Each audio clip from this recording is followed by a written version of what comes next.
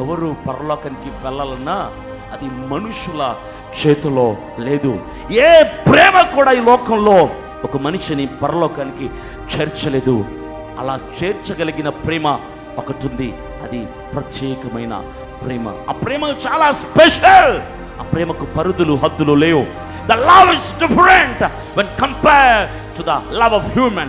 మానవుల ప్రేమతో పోల్చినప్పుడు ఆ ప్రేమ చాలా ప్రత్యేకమైంది, చాలా విలువైంది, చాలా అమూల్యమైంది. ఆ ప్రేమ ఎవరిదమ్మా, ఎవరిది నాన్న ఆ ప్రేమ అంటే, ఆ ప్రేమ ఎవరిదో కాదు.